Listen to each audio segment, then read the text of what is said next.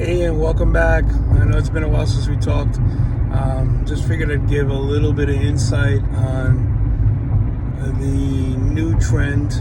Well, we've always done it, but the new trend now of the traditional mixing with the modern and having people, come up through the traditional style and learn how to fight in the modern context. I have a lot of martial arts students, especially people that train some traditional kung fu, and now they're like, well, I only want to do the traditional aspect. I only want to do the forms and maybe the weapons and some of the qigong and that kind of thing, and I'm really not interested in training any of the modern fighting or the sparring and all that.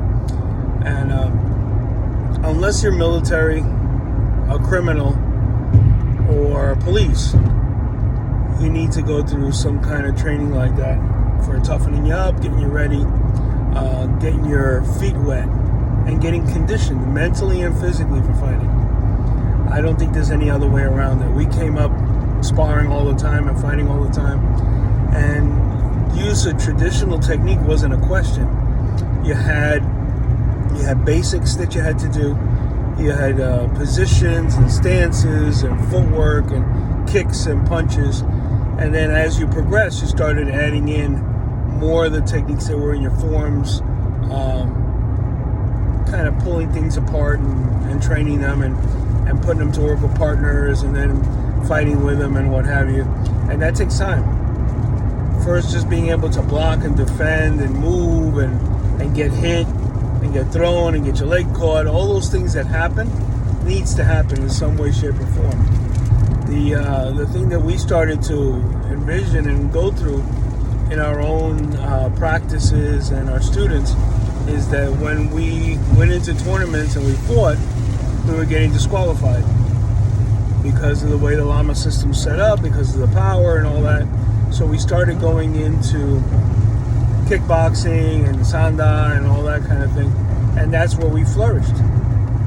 And what happened was, as we got better at it, we just started developing all the tools and learning all the things behind it, and we got good and we won. And then if winning is because somehow we quote unquote sold out, then I don't know what to tell you. We always use the same techniques. We developed a better style. We developed better movement. We learned what fighters learn and what fighters do, the conditioning and everything behind it, and the mentality.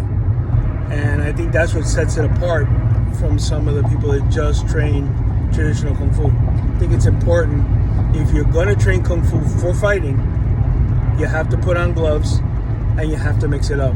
I don't think there's any two ways around that.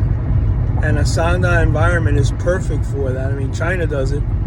They've taken all their people, whoever's doing traditional kung fu, whatever kind of fighting, they're training the military in sanda methods for 40, 50 years now. So if it ain't broke, don't fix it. And that's the method we've been using for years, and it's worked for us.